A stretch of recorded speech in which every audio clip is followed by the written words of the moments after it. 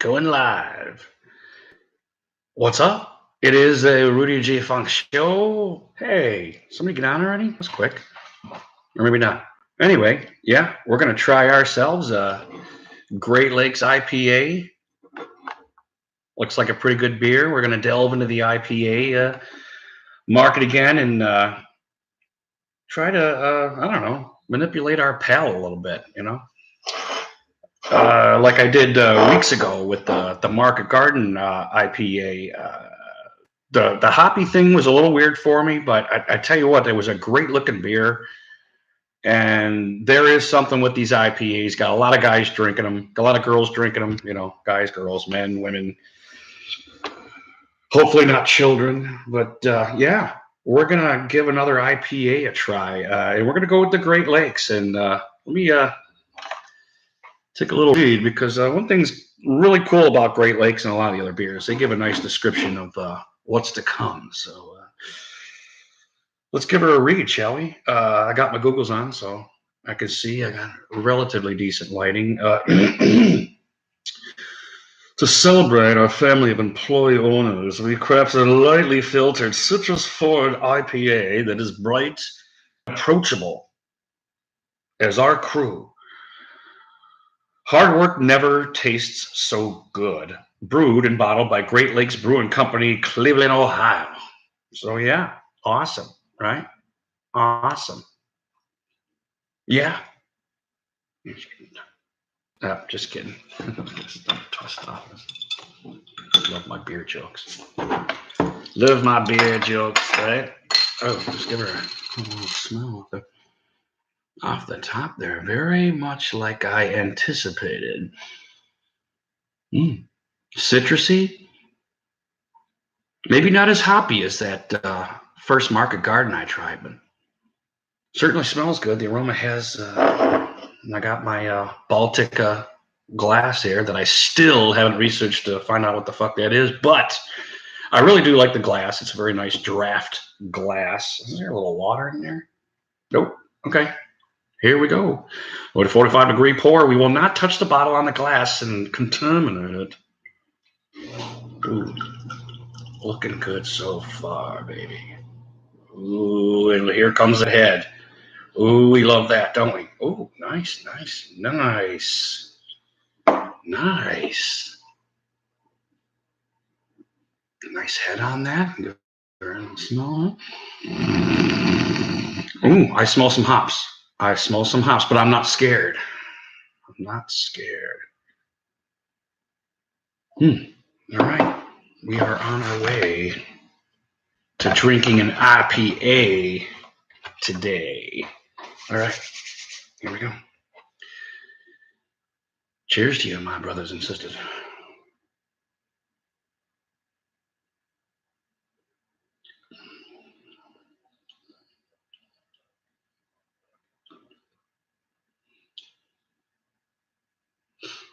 Wow.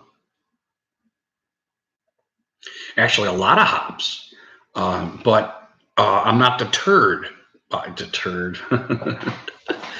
I am deterred. Yeah, that's kind of a weird.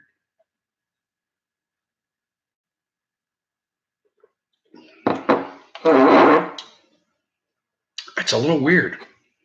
It's a little weird of a beer there. I would guess almost like a German style taste, which I don't necessarily favor, but a lot of characteristics I really like about it. I like the webbing on the glass. It's a really great looking beer. I don't really like the shine of light through it because it doesn't. It's unrealistic, through there because the camera isn't particularly good because it really looks attractive.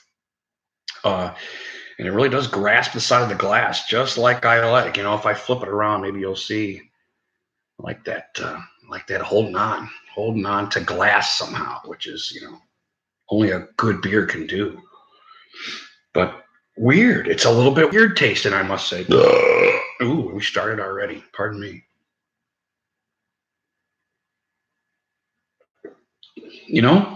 This might even be or taste even hoppier than that first Market Garden I tried.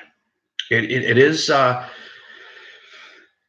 My palate is definitely not used to this, but knowing what was coming going in, it tastes a lot better to me. Hmm.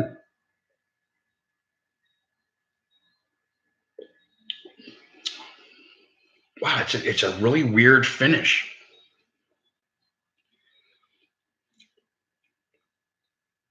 What did I eat? What did I eat before this? Is it messing with my palate here or something?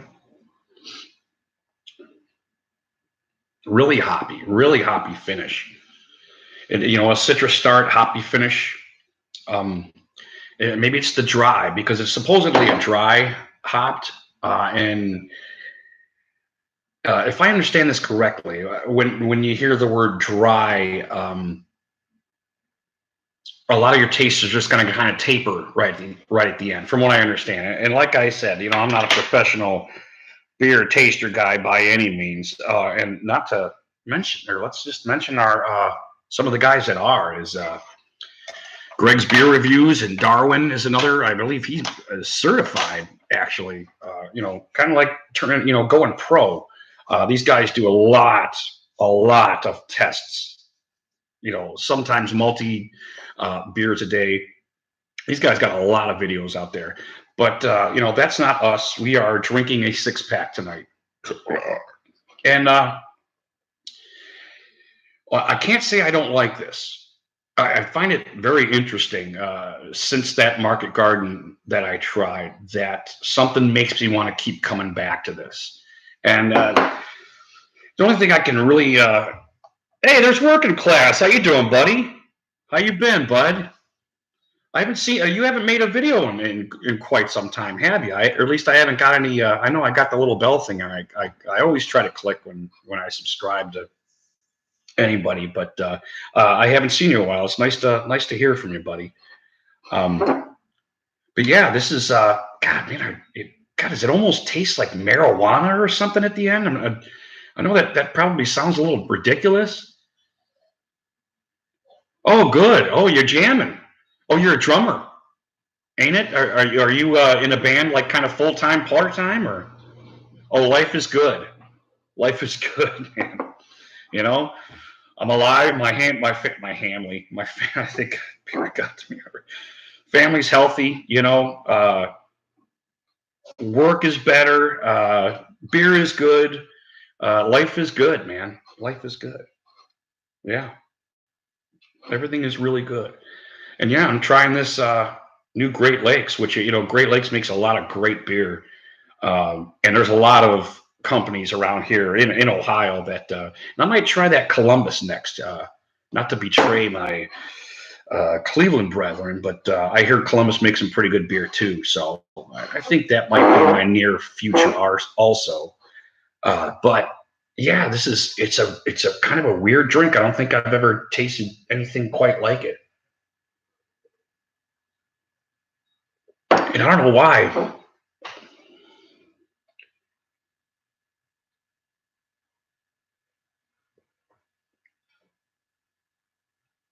Oh, really? Wow, that sounds awesome. Anywhere near here, Cleveland area, or got to be a stop in Cleveland, right on the east side. That sounds pretty cool. A tour? That's awesome, man. What's the band name, if you don't mind me asking? Or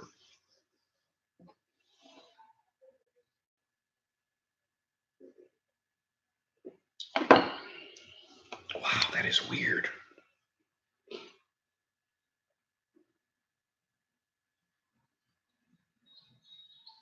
Oh, you play Cincinnati. Cincinnati, yeah. Well, that's cool, man. Hey, congratulations, man. Getting a tour booked. That's awesome, man. Is that pronounced Herod?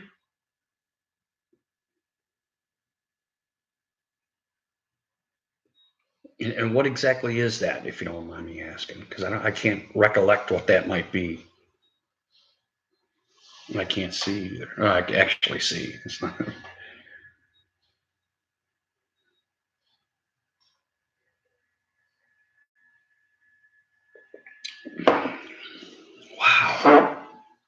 That is a weird. That is a weird taste, man. Really? Is it some sort of tome or something, I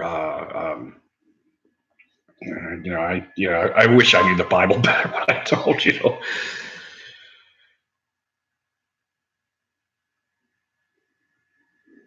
Oh, really? They weren't getting along, or chemistry, or what was going on with that? If you don't mind me. Well, we're actually in a public forum, so I guess I probably shouldn't pry like that. But hey, congratulations on your new gig, man. I hope you guys do well, and God bless you, man. Wow, this is just weird. I swear, I feel like I'm eating a joint or something here. Not that I ever ate one. It's got peculiar taste.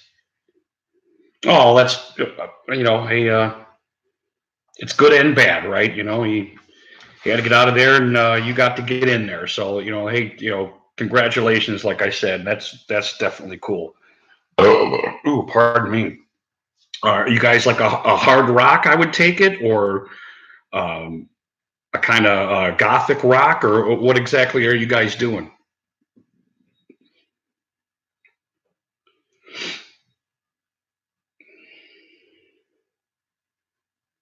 Oh yeah, hell yeah, man. Hell yeah, that's awesome, man. Oh wow, this beer, man. It's okay. Isn't it weird now? All the different categories in music. It's weird. This beer is, I have to say, is like weird, man. I feel like I'm. Oh, okay, I see. It's kind of almost like I'm eating something. But it's not filling. It's still relatively light. That's a strong hop taste, though.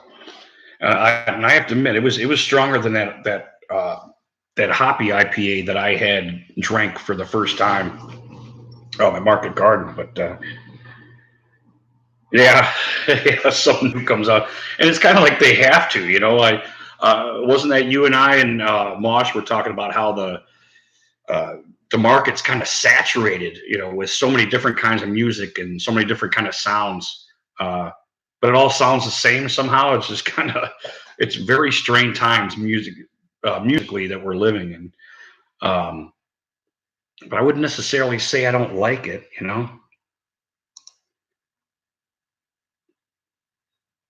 You don't like hoppy beers? Yeah, they're not particularly my favorite. Um, but there's, I try to explain the unexplainable, and I after that Market Garden IPA that I tried, something the only thing I explain is, I hated mustard for like a long time. And kind of like Clint Eastwood, everybody kind of whoop on me because I'd eat ketchup on a fucking hot dog and all that shit. All of a sudden, out of fucking nowhere, I was just like, God, I got the taste for mustard. And I'm talking like, I don't know, I might have been 35, or I mean, it was real late in my life, and I just things just changed, and I knew what mustard tastes like, and I just all of a sudden had a craving for it. And it's not necessarily just strong with the hops thing, but something makes me want to keep coming back. To it to keep trying it, like I'm kind of missing something. Yeah, yeah. Yeah, that's true. Right, they got to make sure they belong to the right group, right? Like Bill Burr says, all those groups, you belong to a group, and it wasn't talking about bands. He was talking about people just having to belong to some kind of cause, or protest, you name it, all the derivatives thereof. But this is really weird because I actually thought this would initially be um, lighter IPA than that Market Garden, but I actually believe it's actually a stronger hop, um, than the shockingly hoppy market garden that I had tried. So yeah, no doubt.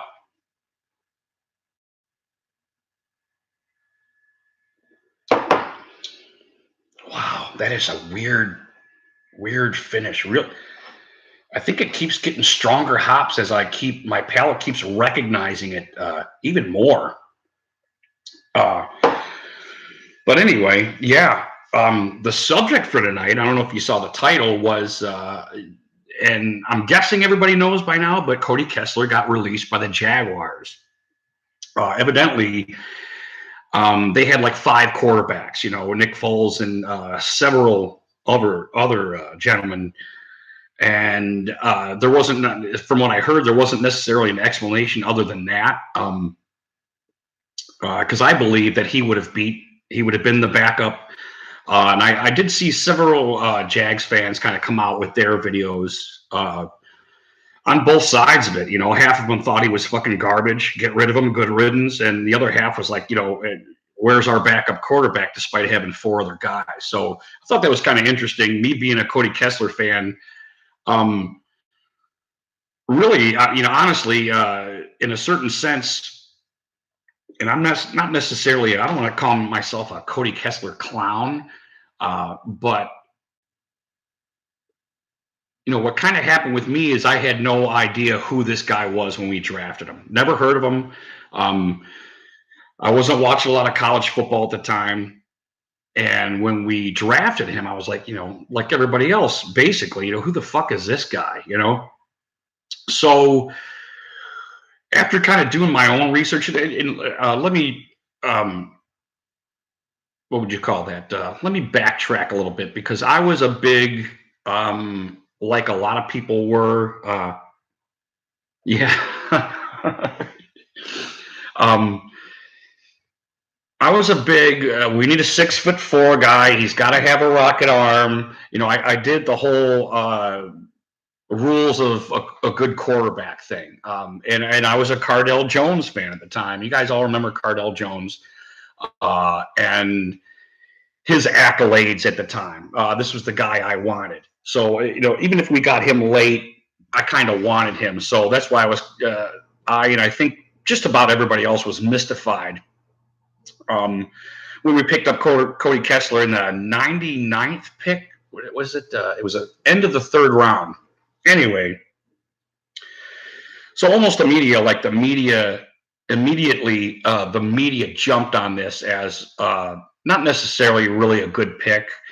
There was a guy on YouTube, and I can't remember the dude's name, but he like blinks all the time, and he does kind of like quarterback reviews. And I'm not trying to cut on the dude. I just only to if anybody had watched this dude ever, and he gave him kind of a pretty poor rating and said he would be in the 6th round or something like that.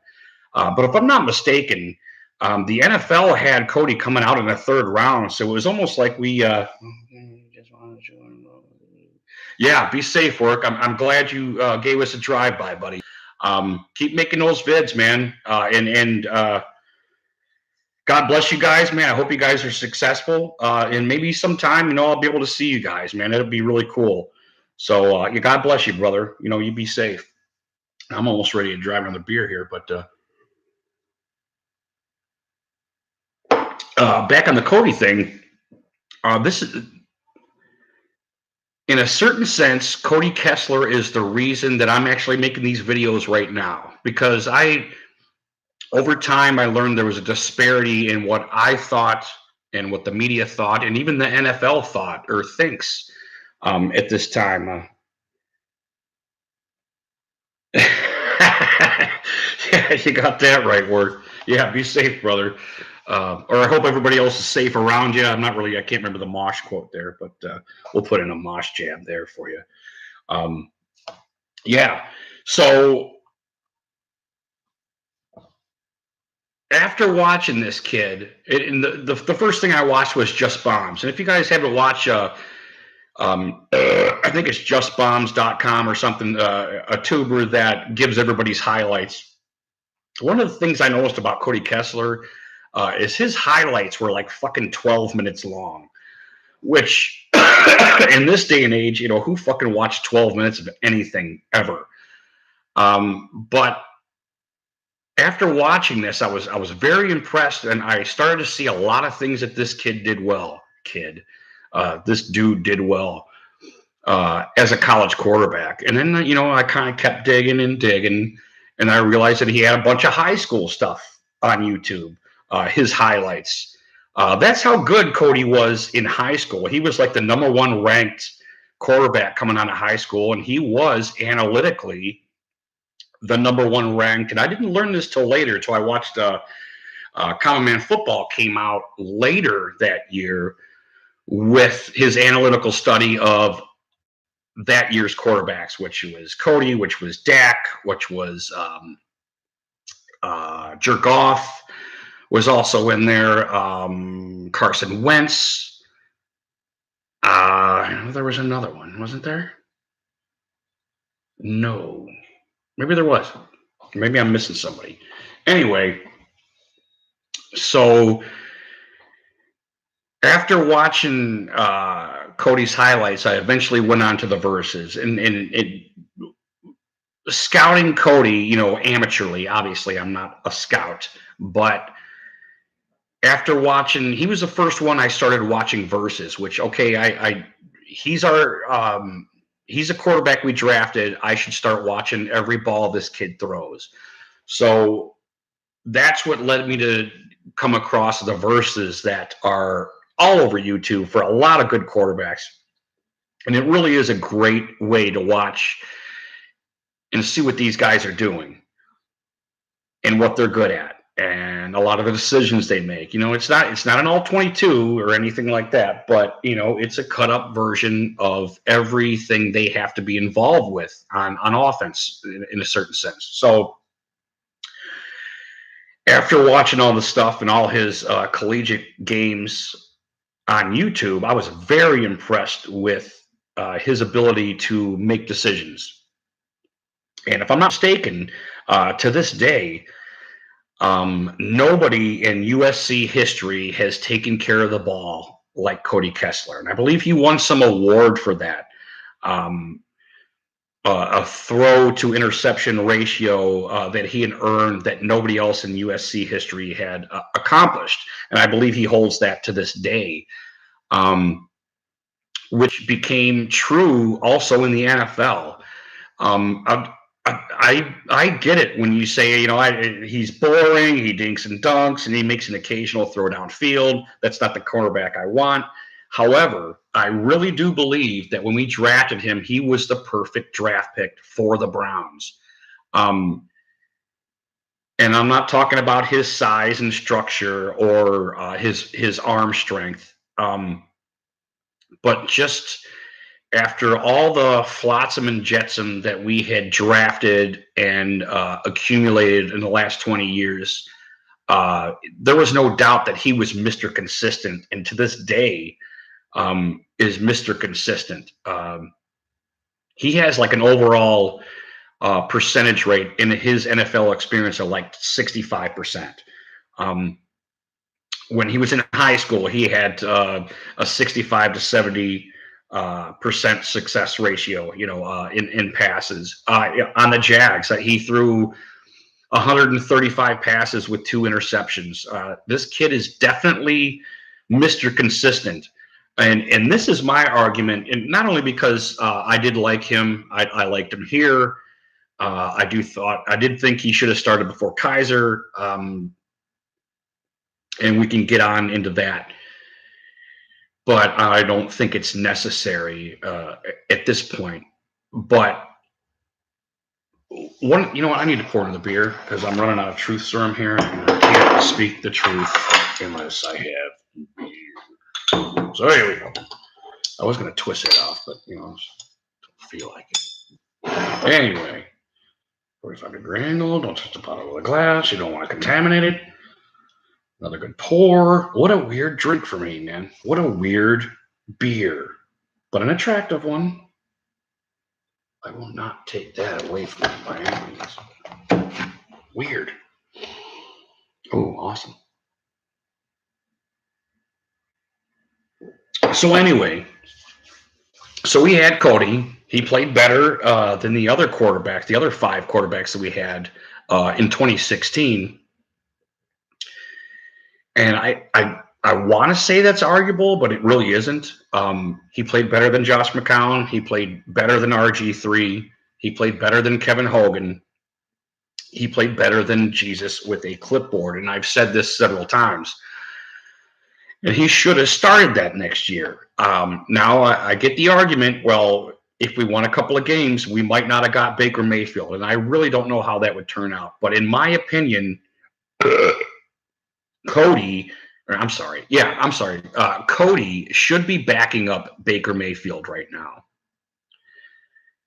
I do believe Baker Mayfield is a better quarterback than Cody Kessler. Despite liking Cody coming out of college, despite liking him here, despite being sorry that he had to leave because Hugh was still here. And we can get into that also if you would like to talk about my opinion on that. But I was a little sad when we had to get rid of him. I kind of think it was his choice. I know everybody wants to say that, Dorsey didn't think he was a real quarterback and he just wanted to get rid of him, or he's just trying to get rid of Saushi's guys and, that whole thing. But what if Dorsey accumulated him right now? Give him $1 million. I'm not film grinders. I don't know market cap like probably a lot of you guys, especially that do fantasy football and stuff like that, probably know a lot more than me when it comes to an appraisal of a quarterback like him. Give him $800,000. What is it? What's the league minimum? I'm not really sure what it is, but I guarantee you, if you bring him here, he will beat out Drew Stanton and the rest of the gang that are here. He will. He's Mr. Consistent. He'll take on the offense quicker. He's got experience. He'll take care of the ball. And let me throw one scenario out at you. And I don't want to cut on, I don't want to bring Drew Stanton down at all. But when you have to compare quarterbacks, there is one thing that is for sure, and that is Cody was consistent. He really hangs around a 65% average between, 60 and 70. He did blow Blake Bortles. Should I leave it there? Away. He did blow big. Just kidding, Cody. You did blow his ass away in camp. He should have started. And I think they might have wanted him to start. If you want any kind of recollection or record of this, go watch Trebe Talks. He's a Jags guy, and he really monitored training camp and what was going on in camp. And Bortles was throwing interceptions in camp, and Cody was almost shooting at 80%. So he was whooping on this guy in fucking camp, despite them being brothers and, that whole we care about each other, and I want him to do really good. I'm pretty sure Cody wanted to start anyway. Well, they couldn't start Cody. They just couldn't. You can't go out and pay Blake Bortles what you paid him and not give this dude a fucking chance, T-Luck, how are you, brother? I like the fist, man. Love it. Love the fist, brother.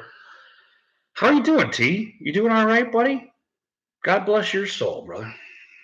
Soul, brother. Anyway, so fortunately, unfortunately, it depends on whether we get him or not. Do you think Dorsey might even be looking at that? I got a pretty good backup quarterback that I would get really cheap. And a lot of Browns fans and media were just really concerned. Yeah, you got that right, brother. That's good enough, right? We're all alive, buddy. At least I think I am. I'm not dreaming or anything. Maybe I got knocked out or something. Maybe the old lady knocked me out and I'm just dreaming this. Anyway, my point with Cody Kessler and Drew Stanton. Drew Stanton did win some games. He's not some clown or anything. So it is the Patriots. Which pill should I choose? I don't know. I don't think Drew Stanton is like some kind of clown or anything like that. He's a very experienced quarterback. He's not as good as Cody though. If you have a career where you're throwing 25 touchdowns to 24 interceptions, that's pretty up and down, pretty volatile. And it's not to say that this dude can't play a good game or teach somebody something. It's not that I don't want this dude around. This was kind of my argument when everybody was so worried about a backup quarterback for the Bake Man. And I articulated that Drew Stanton isn't a bad backup. But what are you going to get from him? Let's say Baker goes down. God, I don't even want to fucking talk about that ultimately because I think it's probably bad luck. It's not T luck, it's bad luck. And do I want somebody that might throw? I don't think Cody Kessler has ever thrown a pick six that I saw, that I recollect. Maybe one in college or something like that. But I mean, Cody Kessler takes care of the fucking ball. He will take a sack before he throws a pick six, and that's his MO. He almost always throws out of his fundamentals, and that's what I really ultimately saw watching him in college, watching him in. I think I saw him once throw out of his fundamentals where I was just like, oh my God, I can't believe he threw that ball. And it was because it was him. It wasn't because he was a quarterback, because I've seen quarterbacks do that all the time. I just remember against the Titans or something like that, it was 4th and 12 or something like that. We actually went for it, and he wound up getting a 13-yard pass to Terrell Pryor, one of the greatest receivers in NFL history. You know that. And we all recognize that. But, Terrell Pryor wound up coming up with it. Oh, yeah. Did I asked you about those platinums before?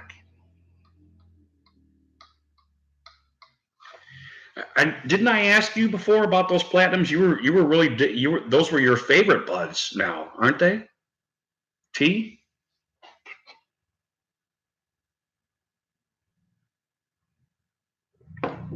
C, senor. All right. But okay, back on the Cody Kessler, Drew Stanton thing. So we got a playoff shot this year. Okay. Kareem Hunt's back. He started. We're starting we're doing a wrecking ball thing. We are knocking down games.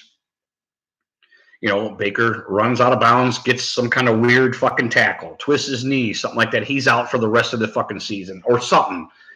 And obviously, we do not want this, and I really fucking hate talking about it.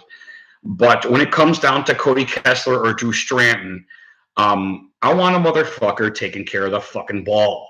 I do not have to see 40-yard, 50-yard passes in every fucking series. I want a dink and dunk. I want to go Tom Brady on fucking whoever we're going to be playing the rest of the year. And I want to take care of that ball because we have fucking ammo. Did I say but I mean Dak and dunk. Yeah, Dak and dunk. That's funny. But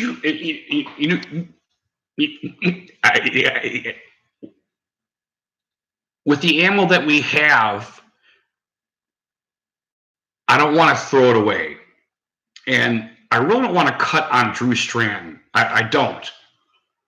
Because I think he's a viable backup. But I'd rather have a better backup. I mean, what's Drew Stanton? I think he's making $5 million or something. I can't remember. I could be confusing him with Josh McClown of the Clan McClown. But as a value play, even I would rather take Cody Kessler for $1 million with a 1-year deal. Or $2 million. I don't even fucking know what the going rate is for a backup quarterback now. I know the numbers keep going, and the more I talk, my big Jew nose keeps buzzing. I have to keep doing that. I really don't do coke. I swear to God. But I say, why not? You know, if Dorsey came out, if he said, well, we picked up Cody Kessler, he played very good for us when we had him. Yeah, right. Ooh, see, now that would be upsetting, T. That would be upsetting to me if Dallas picked up Cody Kessler, man.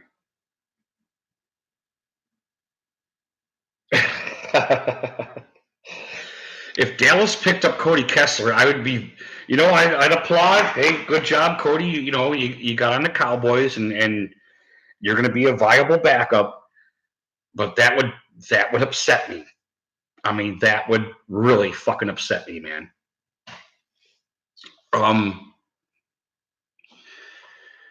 Who do I got out there? I got T-Luck out there, just me and you, buddy.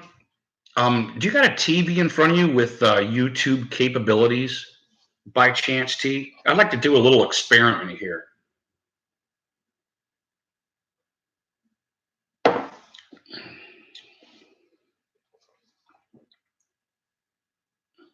Sorry for the radio silence. I'm just waiting on T-Luck's response. Or in case you missed the question, because you were probably might have been typing. I do, Rudy, but I can't right now. Okay, well that's cool. That's cool, and that's okay. I would love to have Cody Kessler back, and I would love for him to never play. And I mean that because Baker Mayfield really did impress me with his long ball. I was a little shocked watching last season how well and how accurate he was downfield. And in my opinion, a lot better than a lot of rookies that I've seen. A lot of good rookies. Can I say this? Can I say he was better than Carson Wentz downfield? I mean, can I do that? Is that allowed? Yeah. I think, and like I said, I think I said last week, watching all his verses, I saw a lot of guys wide open. And there's a lot of Browns that weren't wide open, were thrown open. I don't want to say a lot. There's a couple of throw opens that were pretty impressive by him, Yeah, gotta love Romo, man. He's got a pretty good life, doesn't he? Despite all the stuff that fucking happened to him, he's like fucking golfing now. Everybody's critiquing his fucking golf and shit. It's weird. Oh, but I love, I see. To me, I think the perfect commentary would be Romo and Troy Aikman in the same room. I would love to see both of those guys commentate a game because I really like Troy Aikman, man. What an honest motherfucker, man. I really liked him. You know what? Give me about 30 seconds, guys. I'm gonna grab a half a smoke here. Give me 40 seconds. God, I'm digging this beer, and I wow, look at the webbing. You see that? This is what I'm talking about. You want to drink a beer? Look at it hold the glass like that. I mean, these are quality beers that I'm drinking, and this is what like 50% of it. I want a good looking beer. I want to grab that damn thing and take a swig of it. And the taste is relatively decent too. Get out of here, you knucklehead. Shh, I'm tubing. Yeah, I'm gonna do a half a smoke. I'll be right back.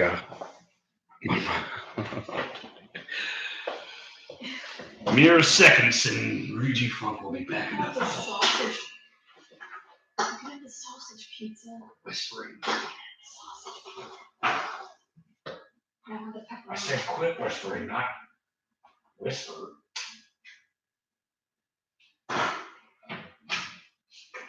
Take care of yourself, goddammit.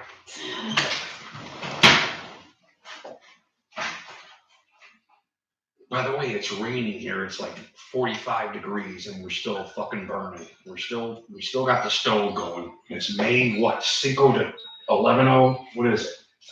Cinco to 12:00. Well, so in 4 minutes, it's gonna be maybe 12. Well, Dad, you can have the sausage. You can have. Oh, gee, that sounds. Get out of here.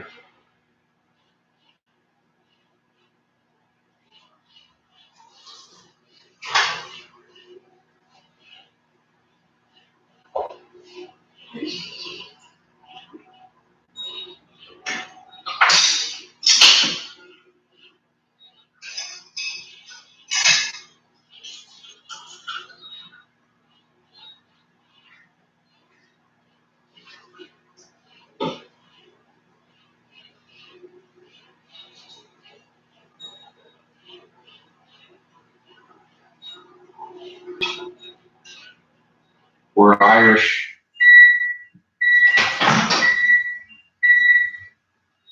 I drink enough to be Irish. I mean, we have Irish in our blood because of Mom. I have Irish in my bowels. Because that's brown. I don't know what that means. Just get out of here, all right? Crazy chicken. I'm trying.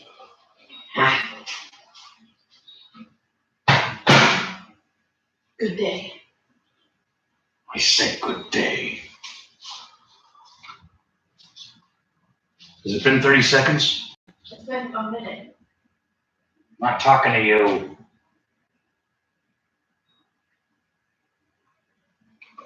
All right, I'm back. Back on the Cody Kessler. All right. I do to you. That's good. I like that. What I was articulating was, let's just say it's game 10. We're pushing for playoffs. Baker goes down. We put Drew Stranton in, and we get a pick six. The game's over. We lose. And like I said, I'm not trying to bring Drew Stranton down, but he will. How does Freddie say this? Spray the ball around, which was very. It was very weird to see Baker do that this year because it's very unlike him to do that. But I don't know. I gotta comment or something on Film Grinders. Some of these analytic guys, fundamental guys, and bring up some analytics on how many games did Baker play with huge jackass? Was it 2 or 3? We had the Jets. Who do we have? Anyway, I think he played 2 to 3 games with huge jackass as our coach, and I was curious analytically the numbers between Cody and Baker Mayfield during these games. Because even though we lost to the Dolphins, Cody's first game, we could have won if we'd have hit a field goal. The game would have been over. We wound up going into overtime. Our drive, we got you are line open gaps for him. For Baker or for 6-1 Baker or 6-1 Kessler. That's what I think Cody Kessler destroyed for me was the height of a quarterback, especially when we had Barack Hussein Asswiper and Kaiser, and all three of these guys were competing for the starting job of the Browns the year before. Barack was getting passes batted down and stuff. He's like fucking 6'6" or some shit, and this was. I'm witnessing this, and I'm, I would say, kind of maturing as a somewhat of a quarterback not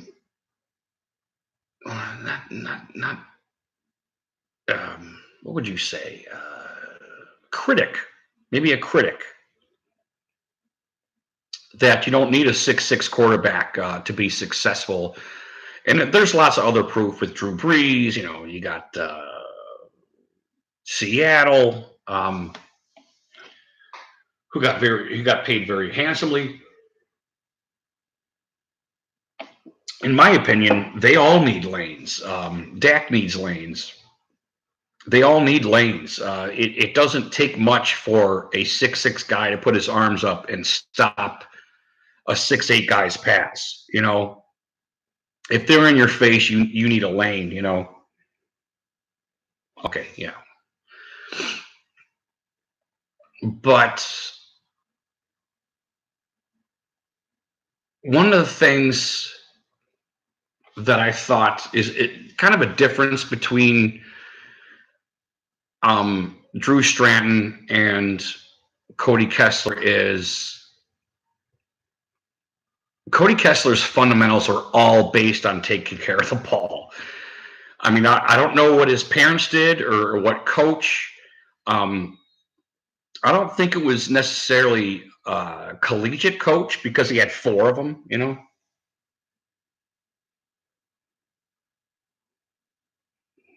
Oh, right, the line, yeah. So that has been a what would you call it? That is a courtesy that Cody never had. Um, Despite having Joe Thomas, very much like the Jags, we had injuries and we lost chemistry a lot throughout the year. Kaiser had this. Kaiser had this the year before. He had a lot of times 7 seconds to throw the ball, and if there's a great montage of Jim Donovan's commentating over Kaiser's interceptions, and you know it fucking sounds like a Homer Simpson fucking montage. You know, dope, dope, dope, dope. It's very similar to that. Oh, and he threw an interception, but you could probably find that on YouTube or Google or something like that. Because despite having a pretty solid line, um, and this is no detriment to Joe Thomas and everything that he's done for this team. God bless Joe Thomas, for God's sakes, man. But when Cody was quarterback, they did have injuries. They did not have any chemistry, especially after we played the Patriots. One of the things that the Patriots did was they really stopped our run and I think it was a zero blitz that they had used. That really disturbed our line, and we really couldn't stop. And once our run kind of stopped, eventually they could just get to the quarterback and sack him. And that's one thing that I think a lot of Browns fans didn't like about Cody is he will take a sack. And taking a sack is taking care of the ball. And I think a lot of fans don't realize that because emotion, you know, if you push all emotion out and go like raw numbers, Cody was a very elite quarterback, especially in college. But the dude just didn't. He knows how to take care of the ball. He wouldn't jeopardize the ball in his own end zone, despite being. I think it was not sack fumbled, but there was an incident with the Patriots where we did a run pass and we were shut down. We punted off to the Patriots. The Patriots go down and score because that's what they fucking do to teams like the Browns. We came back and scored with, and you can watch it on YouTube. It's, you know, Cody versus the Patriots. And if you watch what happens in that next series, they, of course, kick off to us. They downed it on the 2-yard line, which is standard Patriots procedure. And they unwittingly have a fellow by the name of Hightower that goes unblocked right up to our quarterback and takes him out Janine Garofalo style. So that was pretty much the end of the game, because then we had a series of quarterbacks that just kept getting hurt. Anyway, I believe that was his one flaw. He just couldn't get rid of the ball quick enough to Duke Johnson, and Duke Johnson wasn't aware enough that Hightower was being unblocked and running full spread into the backfield to whoop Cody's ass. But my point is, back on, we need another one here. Boy, that's weird. I swear it tastes like fucking marijuana or something, this hop thing. Is that why they like it? Is that the secret of the millennials? They like hoppy beers because it tastes like fucking marijuana? Is that what it is? I don't know. That's weird, though.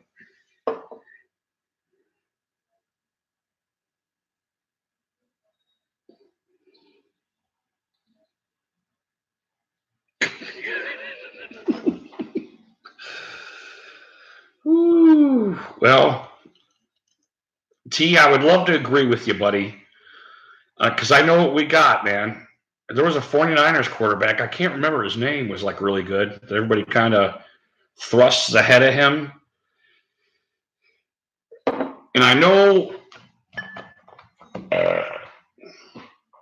all the rules and regulations about. Yeah.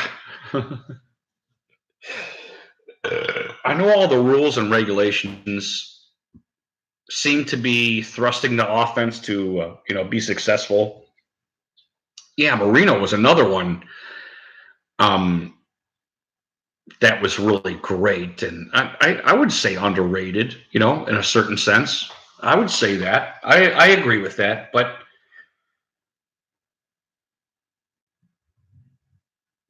nothing stops Brady, which is I do believe we are in the forefront of athletics. We think about Otto Graham and those guys. Yeah, right. Yeah, no doubt. I definitely like giving Marino a shout out. I just really like him. Something about those angry guys I just fucking like, and they fucking go off, like, fuck you, I dig those guys. But, Otto Graham and the gang, and you think even Steelers, what was Rocky Breyer? What was the running back's name for the Steelers that first of four, was it Rocky Breyer? These guys were coming out of the fucking war, for God's sakes, not Franco. Rocky Breyer, I think, was the halfback. They call it a halfback back then. You had a halfback, you had a fullback. Franco Harris was the fullback. Rocky Breyer, I believe, was the halfback. And a lot of these guys were coming back from the fucking war, and they loved competition. They loved America, and football was the shit, and they came in and they played and they gave it their all. And it's different now, man. Kids are groomed to be NFL players now, all the scouting that goes on. There isn't a corner of the U.S. where a scout isn't finding some Abraham Lincoln story, some poor kid that worked his way through everything and winds up becoming some great NFL running back or even quarterback, you name it. This is why I have to think that the competition is greater than it's ever been. And Tom Brady usually doesn't fail, I don't know, 95 times out of 10, Tom Brady is like the guy you want to have running your offense, But you can't tell me they have sissy. Well, T, you know what's kind of cool, and I'm glad you said that. Who is that? Oh my goodness! Wow, Ronnie is home from driving. How are you, brother? uh, T, Ronnie's one of our first subscribers on the Rudy G Funk Show. And Ron, I appreciate you being here, brother. We are drinking Great Lakes Brewing Company's IPA this evening. But T-Luck and I were talking about Tom Brady. And watch how Tom Brady was treated in that Super Bowl. Give it a rewatch. It's really worth it, despite the low scoring. He got whooped around, man. Tom. God.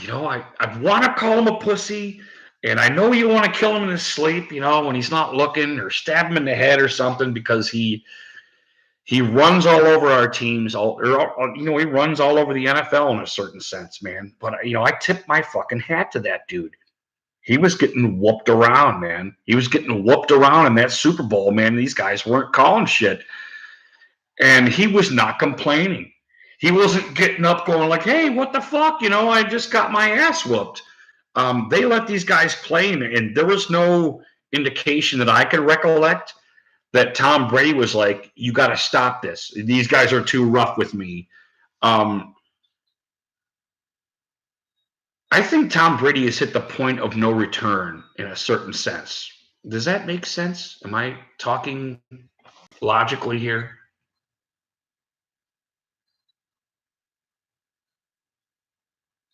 I think we hit the point of almost like an "I don't give a shit" point with Tom Brady, where um, you've become the best, keep being the best, do whatever it takes to win. No matter who's on your roster, make it happen.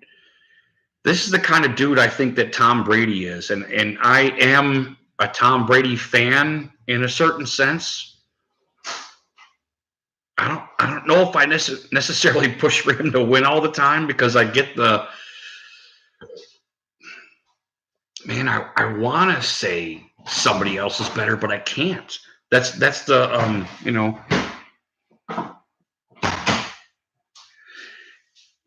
yeah, and on the cheating thing, I kind of always say this. This is my go-to saying. Is I think a lot of teams cheat, man. I just think they do. I think I think we don't hear enough about. Well, you know what? I don't know if I want to hear about it, to be honest with you, necessarily, unless I'm like losing money or something like that. So I guess I'm not in the same shoes as everybody else. Kind of in la la land, I guess, on that. But I do think a lot of teams cheat. Now, how huge it is, how detrimental to a game it is, I really don't know. But everybody's looking for an edge. The Raiders have moved to Vegas. I'm just saying, right? Yeah, that'll be interesting. What do you think about Chucky T? Do you hate him like everybody else, or I think I'm. Oh, yes, back on the PBR, buddy. Good for you, man. Good for you, man. Take it easy, man. Chill out. Balance your life, man. Balance your life with work, beer, women, trilogy of terror that we love so much, you know.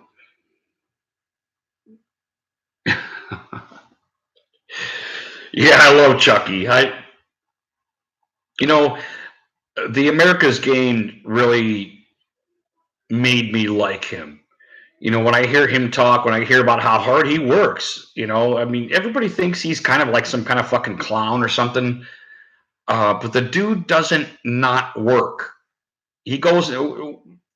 If you say he's dumb, okay, I'll say, Okay, he's dumb. Whatever. I'll take that. But the dude fucking works hard. And what I tried to articulate last weekend was the saying that you kind of work yourself into luck. And I think the saying is he works so hard he's lucky. I think that is my Darwin's Beer has another review out. Good for him. Anyway, I'll get this shit come up. But I will tell the stumbler. I will tell the stumbler, man. Articulate.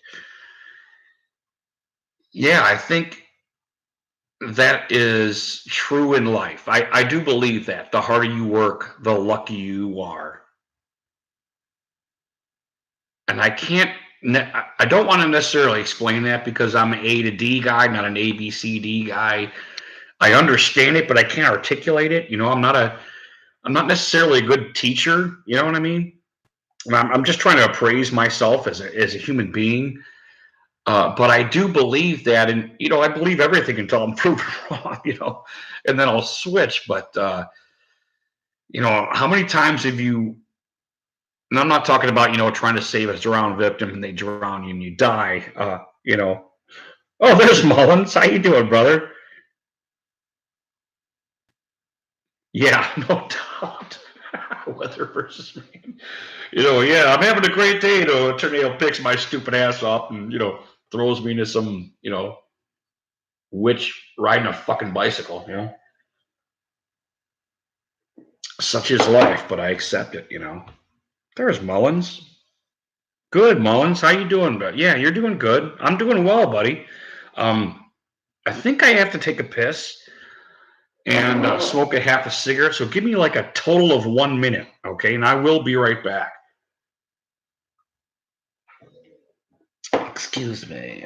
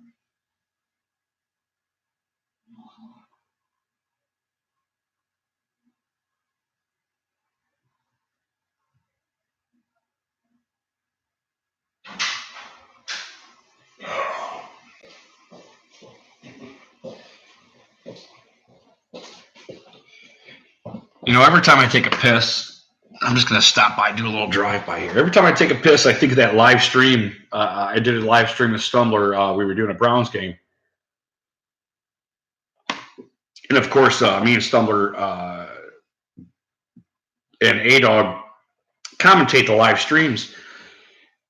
And I did one of these. I said, "Hey, I got to piss. I'll be right back." I left the door open, and the dude could hear, the one dude could hear me pissing. He's like, "Hey, shut the fucking door. I can hear you piss, you fucking asshole." But that reminds me of every time I piss when I do a stream. But yeah, give me 40 more seconds. I'm gonna grab a half a smoke here or a whole smoke. I don't know, a butthole smoke, one of those three.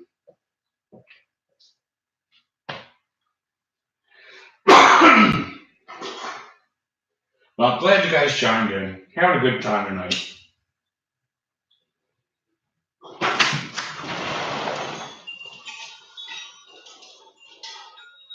Oh, it smells chimes. Yeah, we've been getting some weather lately. Fucking chimes are rocking. I don't know if you hear them.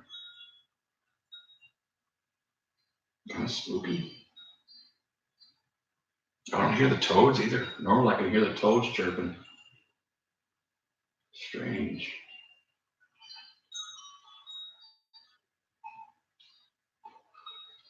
But yeah, it's like, it's Cinco to 12, man, and we're still burning, we're still getting cool weather. I don't want to say it sucks because I like burning, but it's just weird. when it starts getting warmer in the 70s, and all of a sudden we get this 45, 50 days. We get a lot of weather, man. Cleveland area, we get a lot of weather. We get it all.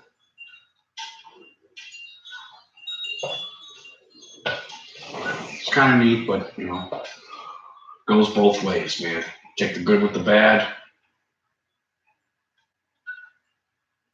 Oh, by the way, if you guys are still there, our working class was me and working class were flapping our big ass lips before you guys got here. And, I think you guys might have just missed him. He's a busy dude. He's drumming for a band now. They're going to start touring. And he said East Coast, Cincinnati. I didn't hear any of the other things, but I'm thinking East Coast, he's got some gigs set up. So that'd be cool to see him sometime. I don't know if I'll make Cincinnati, but I'm not a big driver, I don't dig driving all the time, but it would be nice to see Working Class in his band. Seems like a pretty cool dude. And you guys too, I mean that. I think I got the best subscribers in the world, man. I'm not just saying that.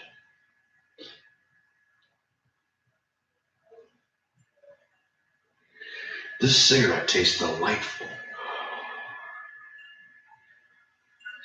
I think that beer actually complements this cigarette because I really do taste a lot of hops, man. It's a little weird.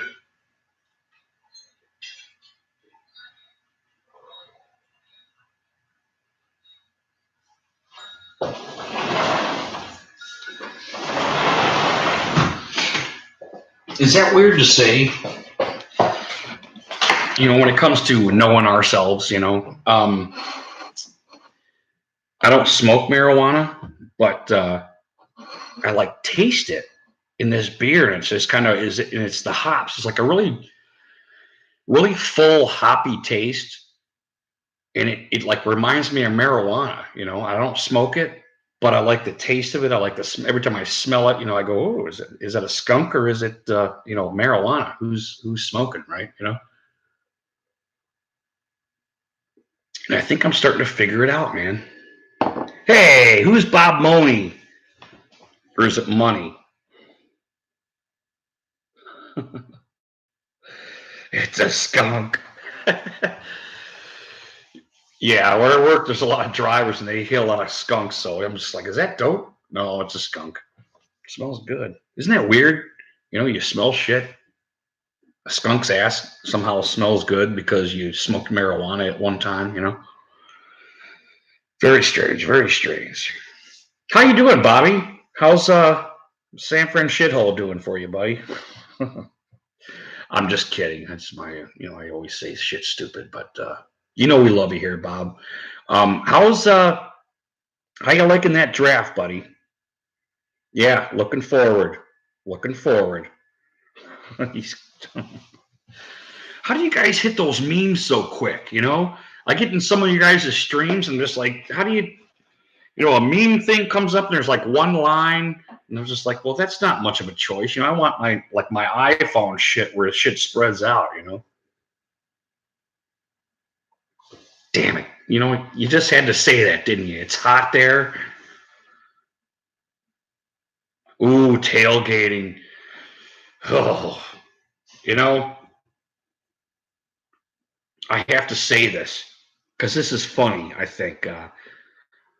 Oh, you're on an iPhone. Okay. Well, that's certainly a lot easier because you got all the shit right there. I get it on the computer and like I get this icon with like 5 or 6 what are those things?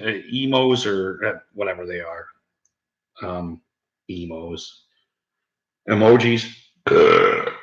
And I'm just like, well, there's a smiley face. They give you like this lineup, and it like sucks. But T, look, are you on a phone too? Hey, we got 8 camel toes in it. Can I try and imitate you? Since 8's here, let me try and imitate him. Can I do that? Because I love you. Always make fun of the people that you love. Hold on a second.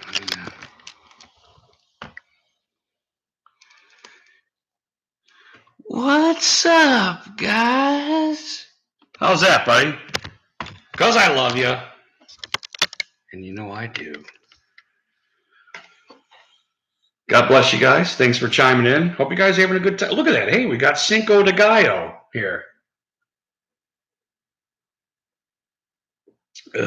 It's babies dancing the night away. I love the whoops up, and I mean that when I say that. That it does make me want to go camping and have a fire and have some beer and listen to Dogman in the distance. You know, that whole thing. Maybe Bigfoot. I don't know. Kind of digging that Dogman thing. I'm not digging it like, you know, sexually, but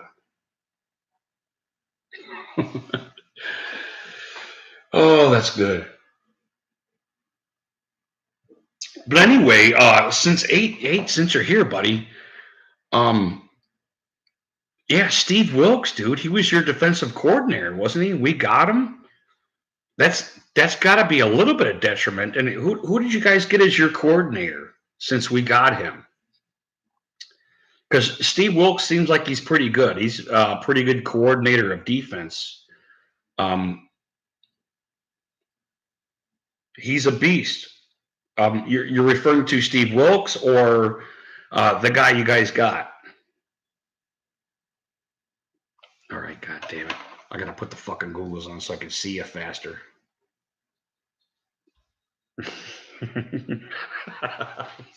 Yes.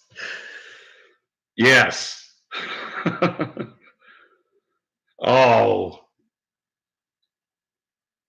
Oh, no. That's funny.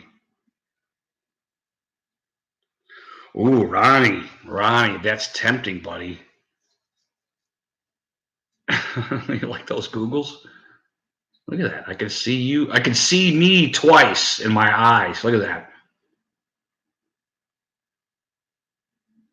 that. That's why I miss my dog, because of his fucking eyebrows. Because I'd fucking talk to him and he'd be like, when he would turn right, he'd go like this. If he turned left, he'd be like this. Oh yeah, I love the Googles. Love the Googles. Love the beer. Love the subscribers. You know, you guys are always nice windows. Yeah, it does look like windows. Windows blast them. Anybody Thing fans out there? Who likes the Thing? I mean the John Carpenter's Thing. Do I got any Thing fans out there? Oh shit, T. Yeah, I didn't want to do that, man. I didn't want to do that to you guys, man. I'm fucking hurting, man. To this day, um, we got a sister here, man. Poor Millie. There's this on our front door. We have a 6-window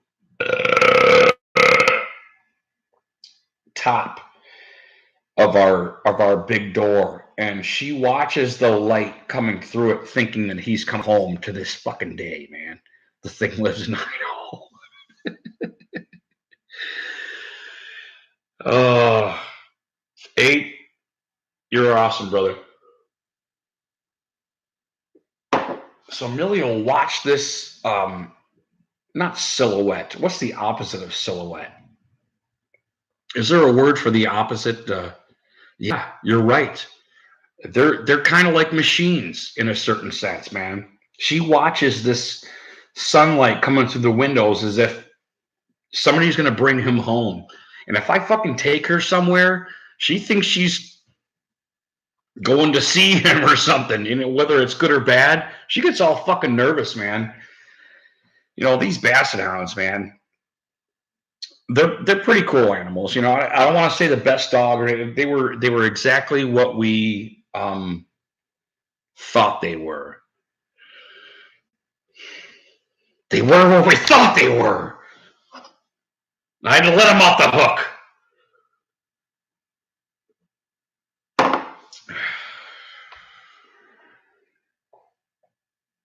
Anyway, Z, was named after Zildrunas Ogalsis. If you, I did articulate this on a different video, but because we talked about dogs, and I just fucking love my dogs, man. I gotta have them, and believe it or not, I was the worst of the family. I really took it fucking hard, man. I took it, and to this day, man. To this day, I walk out in the morning and it's all fucking dark out in here. And he used to have a little bed right by the fucking our wood stove there. He had this little bed, and he was the hot dog, and she was she was too fat, so she didn't like heat. But he was kind of what do you kind of a not Great Dane. What's that? What's the shit? What are the motherfuckers that run real fast? I can't get the G out of my head. Not Great Dane. What are those fast dogs that race? Greyhound. Yeah, the G. Okay, you're right. Thanks, Mullins. For a Basset Hound, Z had a Greyhound body. Okay, no, he wasn't. He was still a Basset Hound. He wasn't the most athletic motherfucker in the world. Yeah, you got that right, T. But he was an interesting dog. Very Corvette-ish. He had the muscle in the front, the muscle in the ass. Very cool Basset, very different Basset Hound, which is kind of how we got him. Because he supposedly had shoulder problems. We picked up him and Millie at the same time. We went to get him, but she was there with him, and we're idiots, and we couldn't leave home without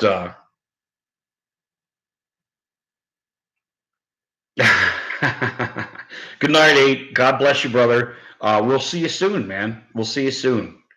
And you don't need to be safe. You're going to be fine, buddy. And we love you here. We love you, buddy. So we picked both of them up, and they both supposedly had shoulder problems, shoulder issues, which is why they weren't adopted or what's the picked of the litter. Well, his this is basically. Hold on, let me do this properly. This is basically how his shoulder was. His elbows or whatever those things are were out like this. Well, Millie was the runt. Z was not a runt. He was longer. He had more of almost a Dachshund body, but a Basset Hound fatness to him. More muscular. Very interesting. He's kind of a wuss because his sister kind of bossed him around a lot, and that kind of happened. Yeah, bow-legged. When he stood, it looked like he was in push-up position. His feet were together like this, but his front limbs were out like this. So he was almost in push-up position whenever he was comfortable,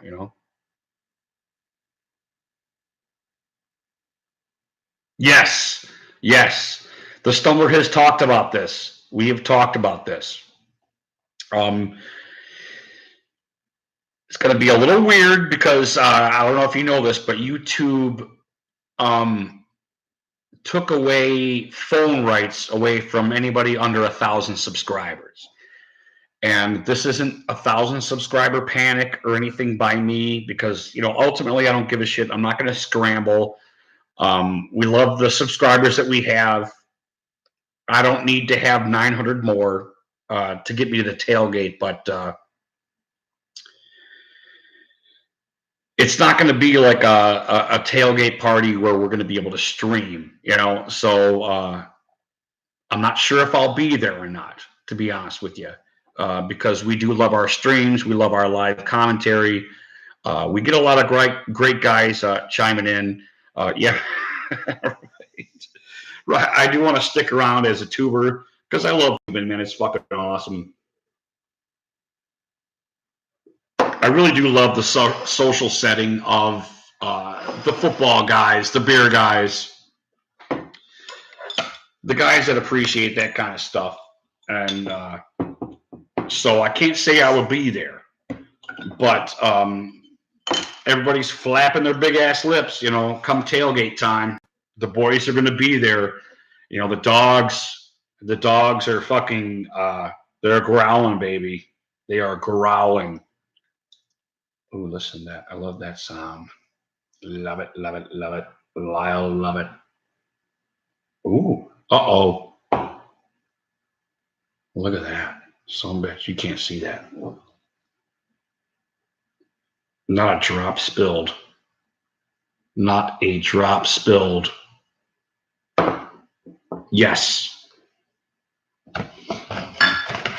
The Browns will be in the playoffs this year. I don't run. Yeah, thanks, T. Appreciate it, buddy. I don't run from the 12-4. I have to warn you guys, though, you non-Browns guys that we love here on the Rudy G Funk channel, you're going to get sick of them. You're going to get sick of hearing about the Browns. Because, you know, I think the fans kind of petered out a little bit. I mean, besides myself, we're always talking Browns. We want to keep football in the head every week. We want to keep beer in the head every week because we drink beer and we watch football and we love football. These are the things that we love on the Rudy G Funk channel. But thank you, Mullins. I really appreciate that, brother. You guys are going to get sick of it, man. And it's not just us. What has kind of transpired lately is the fans came out, such as myself, with a lot of bold predictions this year. And the media has like trampled on this, man. Trampled. Thanks, T. I mean, they are, especially the Browns media. There's a lot of residue with the Browns. A lot of residue. And I think some of the fans and a lot of the media do not understand what's happening with the Browns right now. They're so scared. Yeah, right. The coolers opened. Yeah, I remember that.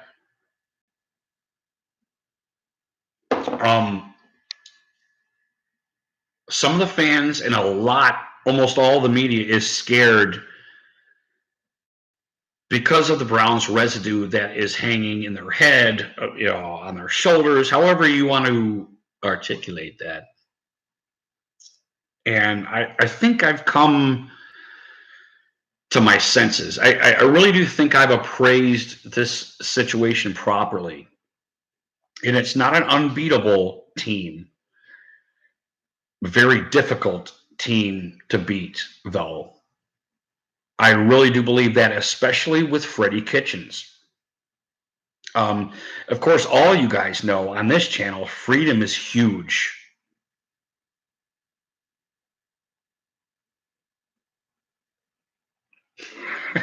Yeah, right. No, LeBron would make a great tight end, wouldn't he? That's what fucking Cleveland. That's what Freddie ought to do. You know, hey, get LeBron here. You know, whoop-de hell, right? Freddie is definitely 180 degrees from huge jackass, and I don't necessarily just want. It's so easy to cut on Hugh because of his record, but the attitude is different. You know, Hugh was not a hey, what do you bring to the game? Let's do that. That was not his mantra.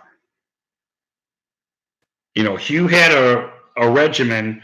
Okay, you're this, you're that. You know, it was. I would say Hugh was probably more analytical in a certain sense than Freddie Kitchens is. I think Freddie Kitchens knows the player in a certain sense and tries to put him in a situation to succeed. Yeah, later, Mullins. God bless you, brother. Wow, is it that late? Oh, it's only 1:45. Mullins, come on, buddy. I mean, God bless you. I hope you sleep well. That's a great question, T. That is a great question. Yeah, later, Mullins. God bless you, brother. Thanks for chiming in, man. I really appreciate that. That is a great question because now we're talking tank, aren't we? Haven't had any sleep all week, buddy. You working that hard, buddy? Yeah, be good, Mullins. God bless you, brother. Sleep is good. Sleep is wonderful. Sleep is our friend. You know what? That is the third trigger in the Rudy G. Funk show. There's football, there's beer, and there's sleep. Or should it be women? Maybe it should be women. I don't know. I'm married, so I really wouldn't know. Anyway, that is a great question, T. Were we tanking? You may or may not have known this, but Jimmy Haslam had both ears open with Sashi, or I'm sorry, with Sashi and Hugh. This was the stuff that we learned over the 2.5 years that Hugh was here. Was that Hugh had one ear and Sashi had the other. It wasn't a compilation of the three. I think they acted like it. I think that was how it was promoted. They would have a meeting or something like that, but it wasn't necessarily like that. Hugh had an ear, and Sashi and Budapest kind of had an ear, and obviously we kept Budapest and Sashi and our analytics guy. Sashi and Hugh Jackson are both gone, but something tells me that Haslams are smarter than they portray. T-Luck, have you ever seen the movie Mr. Destiny with Jim Belushi? You ever seen that movie by chance?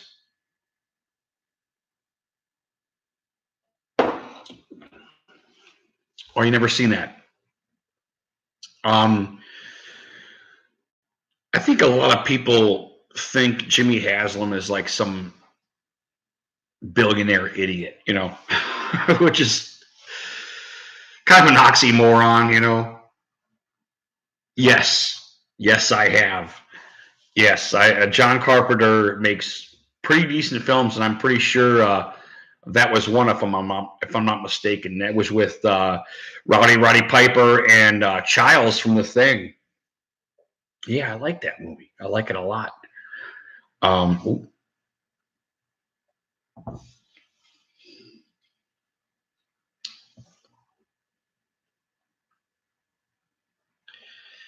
What was my interpretation?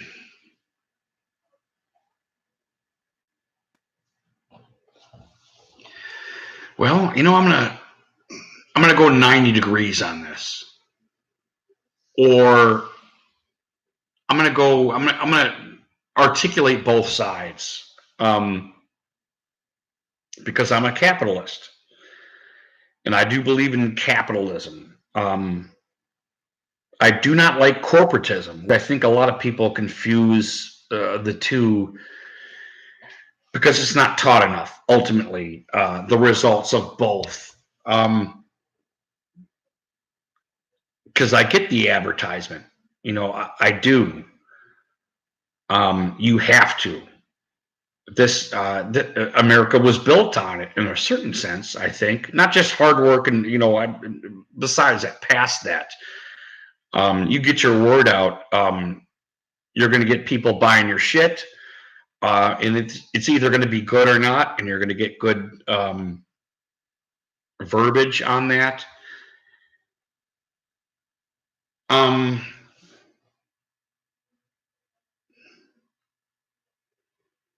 I think the interpretation was, how can I appraise this significantly, was be yourself. I think ultimately, if it comes down to it, I think that might have been. I didn't hear it. I didn't hear it out of John Carpenter's lips or what his interpretation was. But just be critical, maybe. You think it's? Oh, I would like you to articulate that right now, if that's okay, T. Please. The forum is open for you, my friend.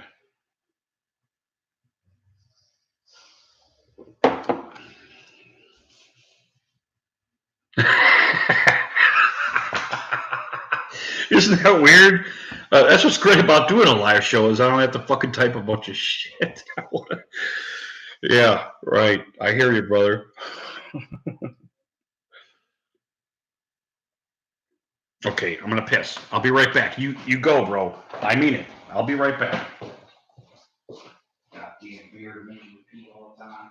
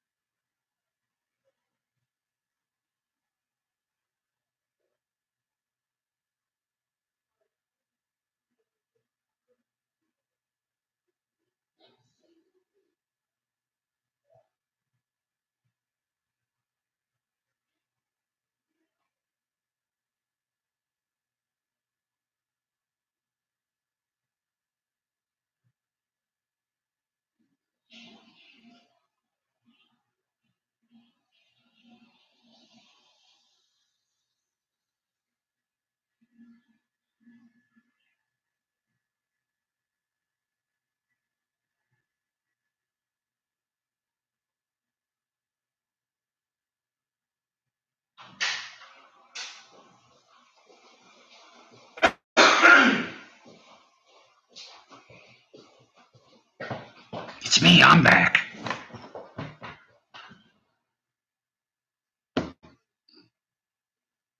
I think T-Luck just keeled over. No, I'm just kidding.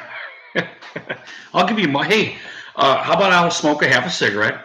And because we love smoking, we don't condone it. Don't smoke. Don't. Oh, there we go.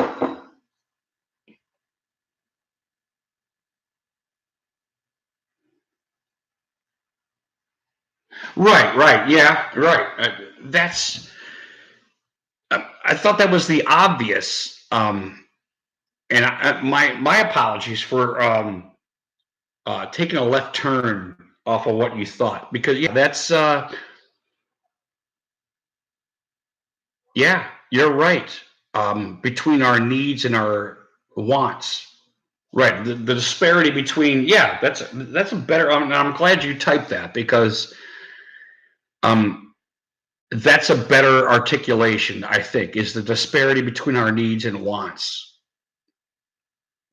However, um, me myself, I do believe in capitalism, that it's okay to have more. Maybe not a huge disparity, because I'm not rich by any means, or if anything, my wife and family and I, we hold down to a pretty conservative lifestyle. We're not, we don't spend significantly by any means, unless we're buying a car. I don't buy houses, so I do understand. And it was almost a tip of the hat to the rat race, that you're not accumulating anything significant. You're just accumulating, and it's not filling any void that you might have in life or whatever. I think there might be a lot of things, but yeah, I think that you summed it up in that paragraph right there. I'm gonna read it one more time. So the signs that he sees are a consumption of the materialism of the system. So the people that he sees is the aliens or the consumed, basically the government program watching us. Oh, I've heard about that, dude. I've heard about that, and that is true. You think about what's going on in social media right now, it's got to be scary, And I don't want to seem like some kind of kook or anything, because I agree with this, but um, there is verbiage that's used. Yeah, not necessarily subliminal, although I wouldn't doubt that. There is verbiage used that manipulates in a certain sense, and it's not an accident. You know, if there was any manipulation in this channel, it would be by accident. You know,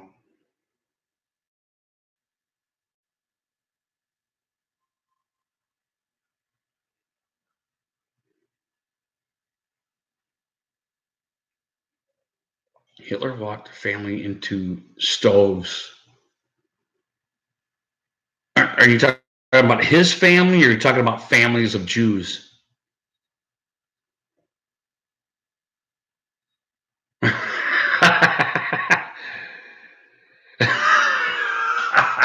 Bob. Good timing, Bob.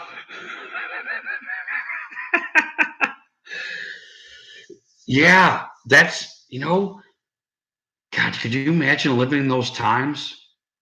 Think about, God, you think, oh, it's just strange. Everything's so much more closely knit now. It might even be better. I'm going to go ahead and say that, despite me being a social media, what do you call it? Kind of anti-social media, in a sense, because I don't do anything else but YouTube, and I mean that, besides call people on my phone or take calls. Yes. Let me have a half a cigarette, and I'll let you type.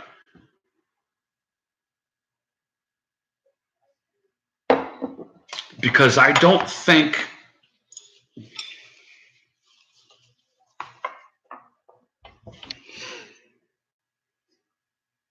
how can I say this? We are free to think still. I don't feel um I don't feel like I'm not free at this point, despite laws, regulations, everything that I feel watchful of what I feel woke in a certain sense. 12 and 4 plus, Bob. You remember, Bob? You were there.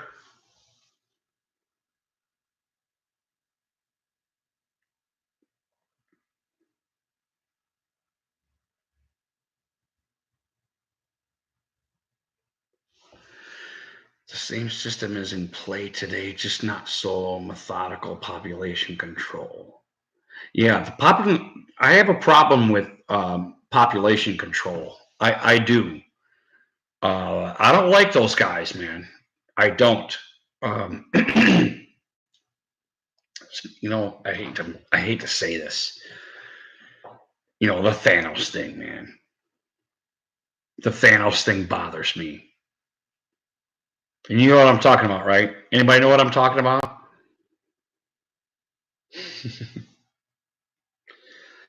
I think I'm being watched. That's a joke. Do you know what I'm talking about with the Thanos theory? You know what I'm saying, right? I know it's a movie. I know it's Marvel. But there's some clowns that fucking believe that shit, man. I'm gonna call them clowns. I'm gonna call them clowns because I was a clown. I was a clown because you get fed that shit, man. You gotta watch what you're being fed. You know. I don't even like carrots, man. To be honest with you.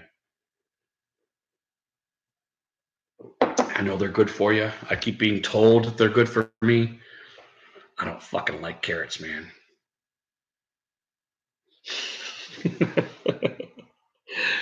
Trump is Thanos.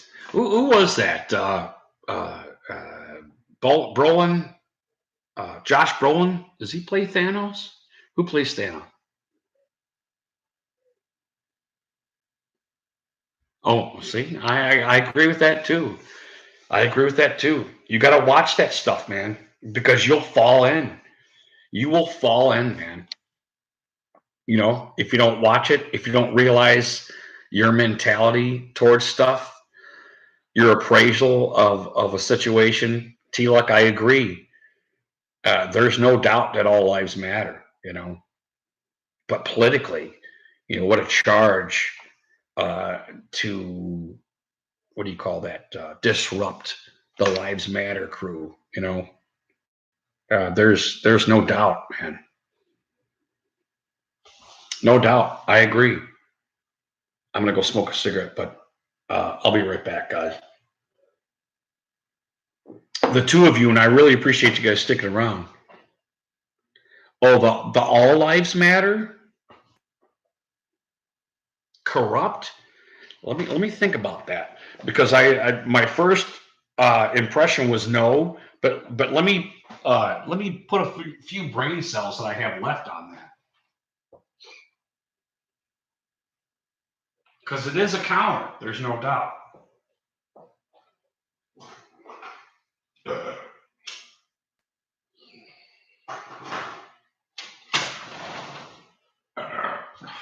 Because we could.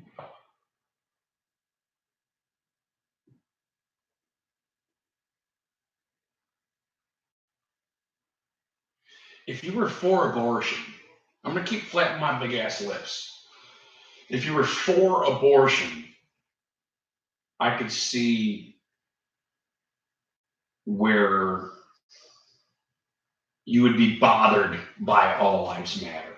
And I think you guys get my point by saying this.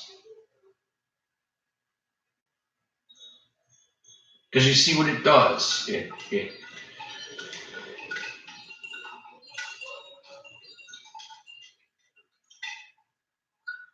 Boy, we are getting deep, aren't we, T? Give me a second here, too. And I think you guys know what I'm saying when I say this.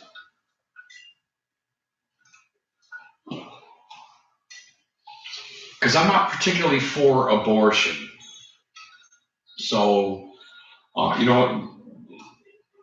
I have nothing against showing my true colors or what I believe. I really don't think it's a good thing, abortion. And my son and I kind of go back and forth on this.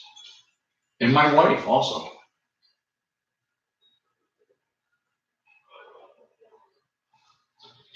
And I know I kind of took a left turn there with the abortion thing, but when you say all lives matter, when you think of the political realm, the abortion thing like slips right in there somehow. So I try to think of who's thinking of what. Why would all lives matter be bad? And that's the only thing I can think of, just if I was pro-abortion or something like that, where you might be thinking that if all lives matter, then we should get rid of abortion, that kind of type of thing. And I really appreciate, T-Luck, the subjects we're talking about tonight.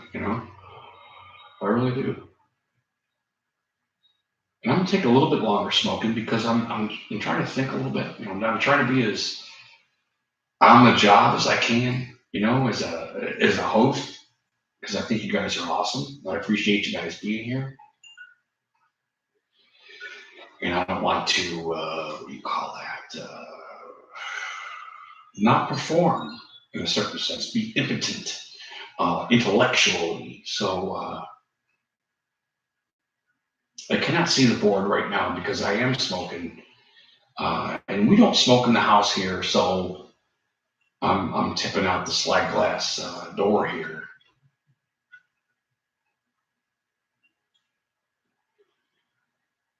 And a moth just got in here and it like ricocheted off my fucking fan. What an asshole. Yeah, go to the light, asshole. Or do I love him? Do I love the moth? Should I care for him? He's bouncing off of fucking everything. You guys hear that? I'm gonna punch him. If he comes by me, I'm gonna punch him.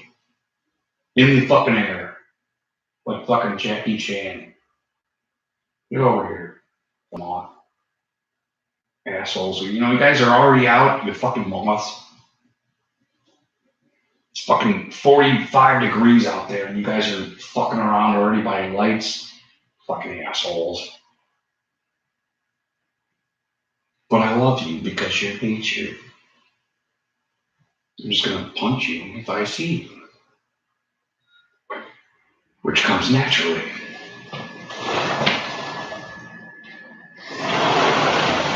All right, here we go. Do we gotta pour another beer for this? No, we do not. We are half full. We are half full. All right, here we go.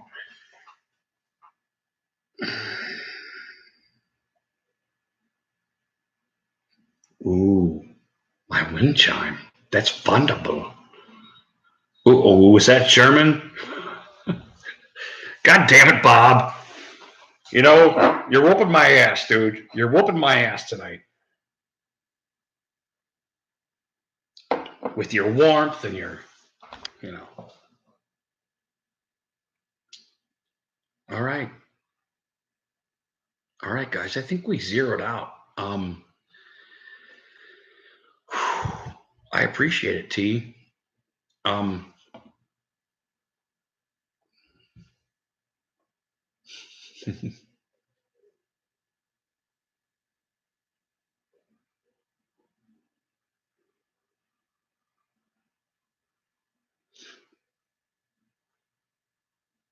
Yeah, I think T's a little right that there's things that are systematic that you have to watch for. I got a 0 here. Bob, you're still here? Oh, there's a onesie. I love the onesie. I wear a onesie. Anyway, yeah. Now, Bob, you're San Francisco.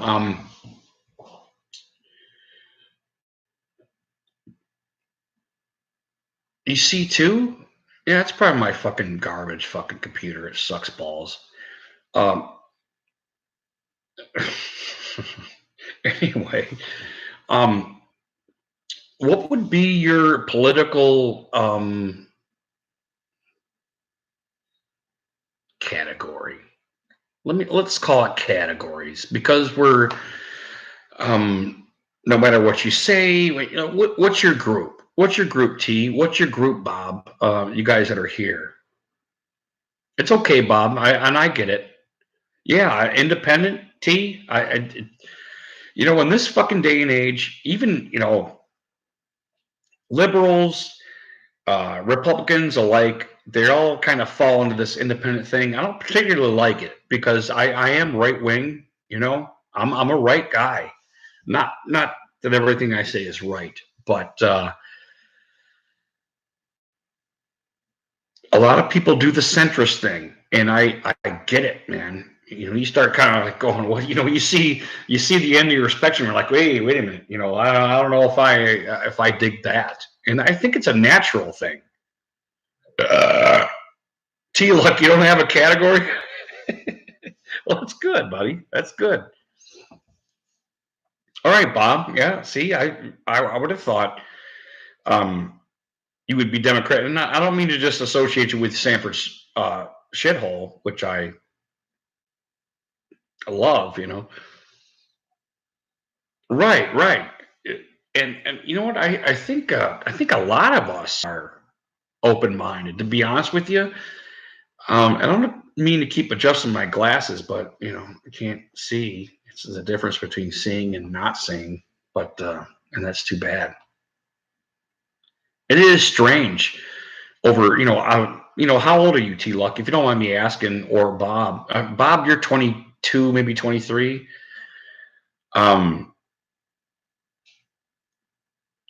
You're trying to make your life better, man, aren't you? Right, 22. And thanks, T. And I don't mean to expose you in the public, you know. how old you are, but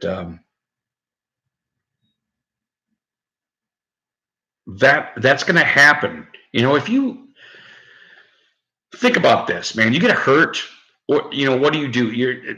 God did not tell you to just throw yourself in the fire, man. I will try to catch uni.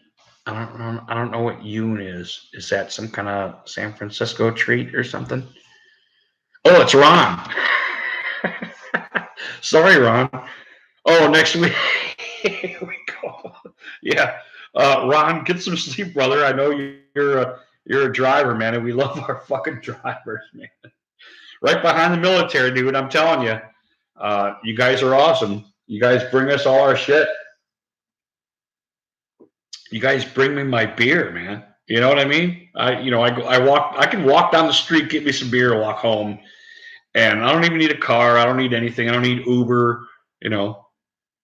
Yeah, Bob, I appreciate that, dude. That you don't drink, and I mean that, dude. You know, we appreciate our straight brethren.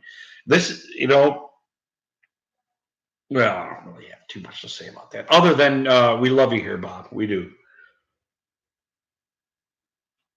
Did you hear that breath I took before I took that drink? It was too dramatic. But anyway, having a good time here, loving our subscribers. Ron, God bless you. Good night. We will see you soon. The Browns are coming, and you're going to like it, Ron. You're going to like it. Yeah, back on a political value of everybody. I never protest anything ever. I've never, I mean, verbally, I report my disgust to my friends. But it's always,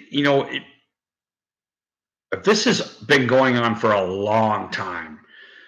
And I'm not talking about the D's and the R's going against each other. That has been going on for a long time. But I mean, the turnover in generations has been going on for a long time. These words that I am speaking right now has been spoken,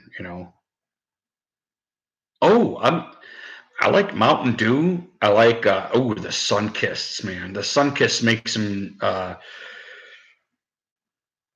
really do like Sunkist orange.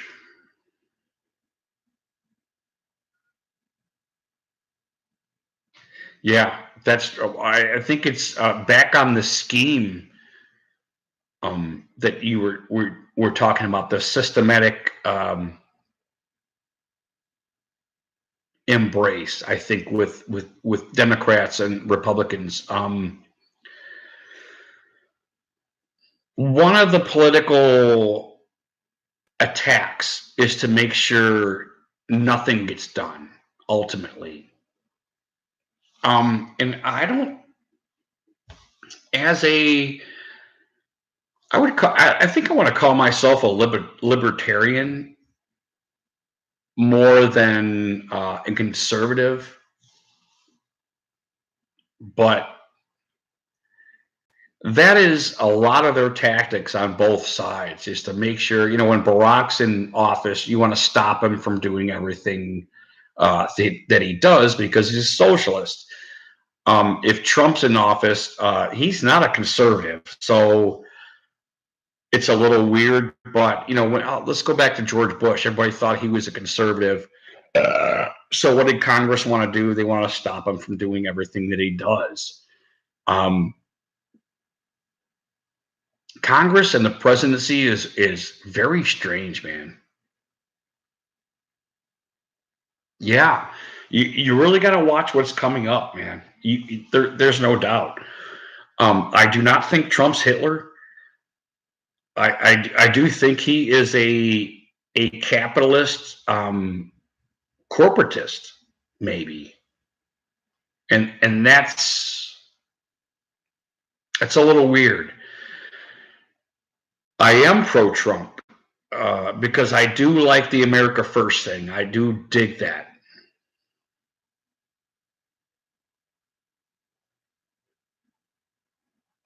Oh, wait a minute, Bob asked you a question, T, about Dak.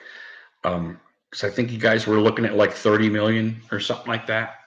He's got a football question for you. We got off the football a little bit.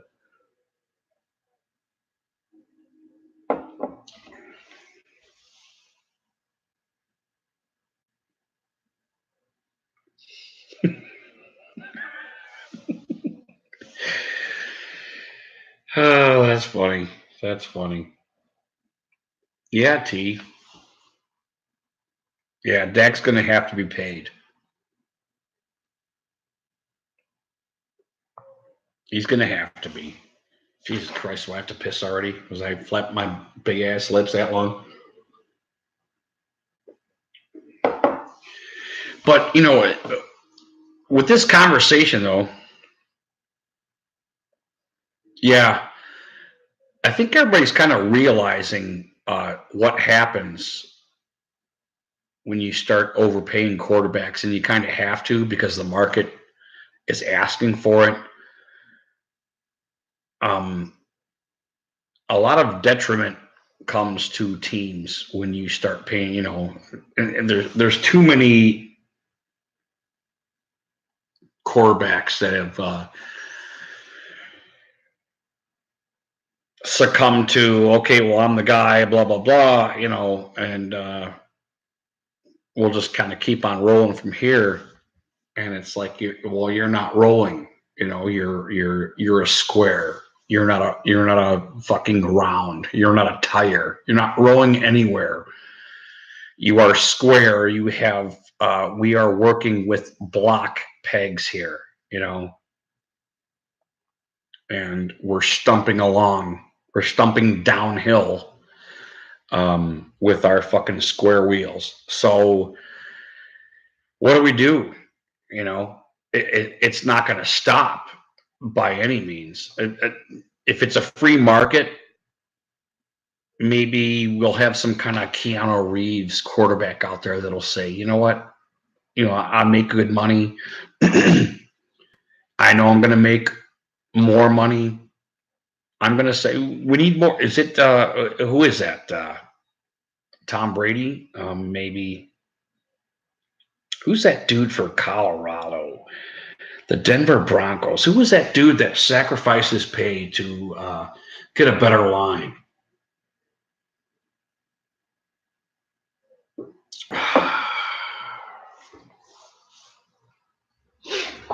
Maybe, maybe not. Maybe not. I don't know. I got a little sense about Baker Mayfield where he might be a good dude. What do good dudes do? Who owns the Denver Broncos? Who is that dude? I can't remember his name. How did he get to the Super Bowl?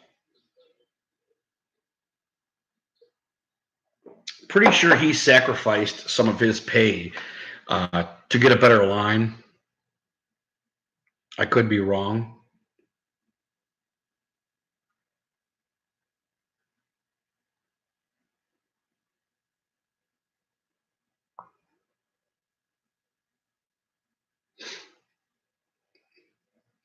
Cleveland doesn't need to lose him. What are you talking about, T?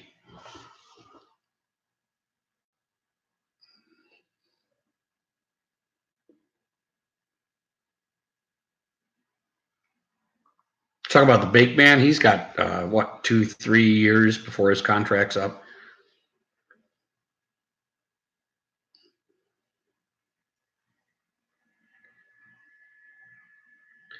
Yeah, that's what I'm wondering. That's what I'm wondering. I think it matters who's still here. You know, what if I asked you this, T? Let me phrase it this way. And if you're, because I think you're a pretty good dude, man. I do. Well, T, you're the star of this team. I think you know where I'm going with this. You're the star of this team. You're going to go down in history. You're going to make the Hall of Fame. You're one of the best quarterbacks in quarterback history. But we haven't made it to the Super Bowl yet. How do we resolve this? How can I pay you? What's the last niche in your belt? What can we do to make this team a Super Bowl winning champion right here? And I'm not a salesman, and I'm pretty sure that wasn't a very good sales pitch. But I think I know good guys, man. I think I do. And I think there's good guys out there would sacrifice a little bit of their pay to be a better team. Do I know that Big Man would be one of these guys? I don't. I suspect it though, and there's reasons to suspect this. With his earnings when he was a rookie. I don't know if you remember or know this, but he bought a camper just for the quarterbacks. So he got a good deal, a good rookie deal. And one of the things he did was bought this Winnebago that he bought it, which is cool, to take care of the quarterbacks. And they would sit and they would be alone and they would talk quarterback shit. And I kind of see the Bake Man as this kind of dude,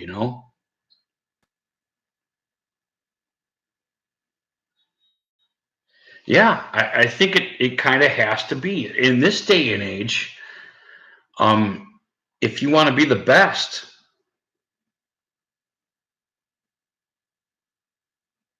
oh, you think you will, T? I don't know. I think it's certainly a possibility, and I don't know the Bake Man. I suspect, and it's only because of facts. It's not because of the way he talks or the way him and his fiance get along. It's nothing like that. It's only one thing I think I might know is he cares very much for the guys that he's playing with. And this might be key to his legacy. Legacy is the word I'm talking about. He might go on through his legacy as one of the most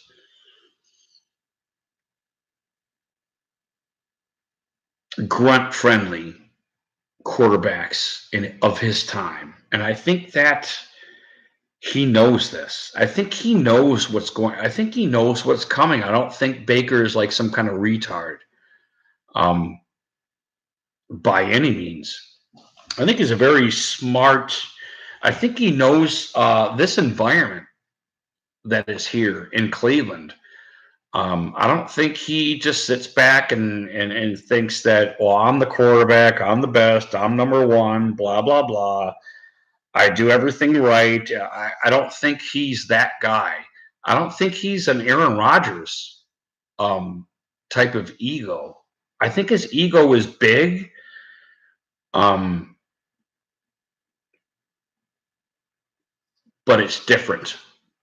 And I wish I could articulate that because I'm really pretty much a fucking idiot when it comes to psychology and stuff like that.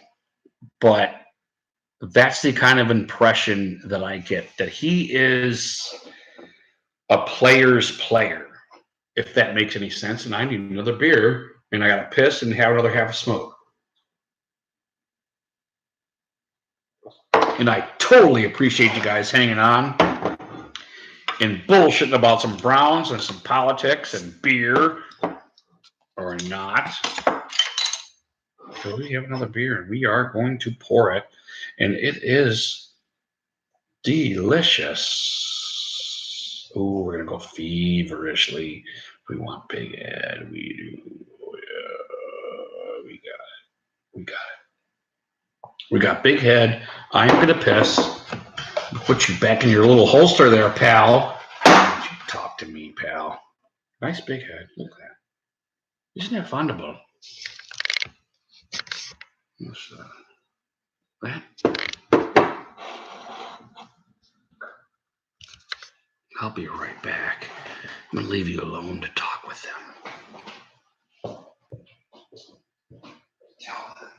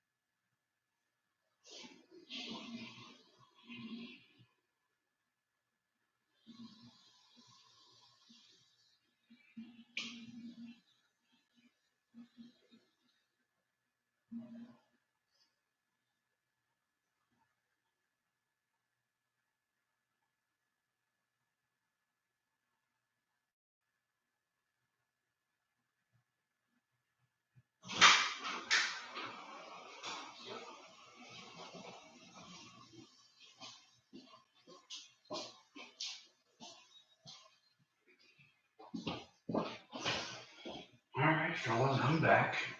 Yeah, like I said, I'm gonna take a quick sip of this brewski. Very quick sip. Yeah, you're right, Bob. You're right, Bob.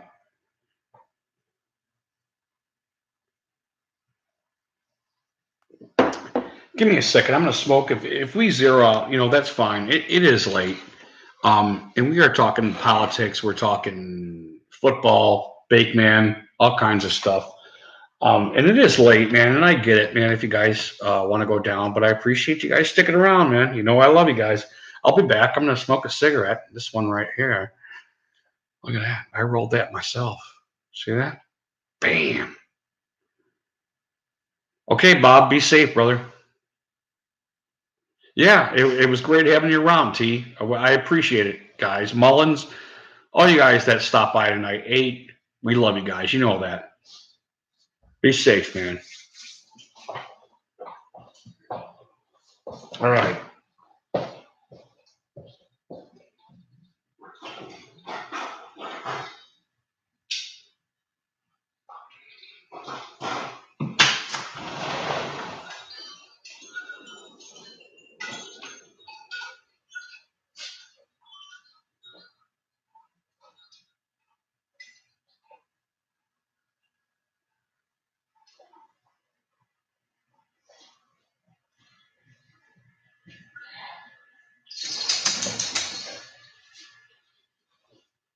What are you doing, Miller? Huh? What are you doing?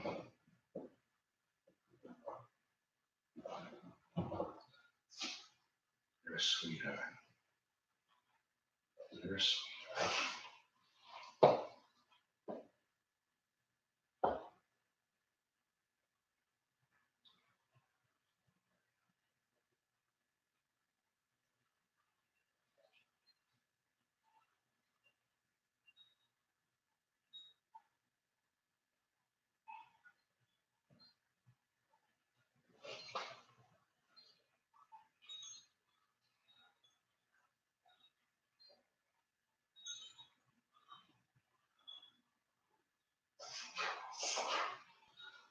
You're all right, love.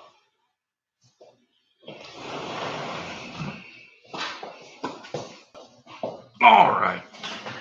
All right, guys. God bless you, man. I hope I articulated the whole Cody Kessler thing as much as I could. I don't think I did because there's so much more information on him out there. You guys were really cool tonight. I really appreciate you guys stopping by. God bless you guys. I'm going to end this. Rudy G. Funk is out. Peace out. You guys are fucking awesome. Later.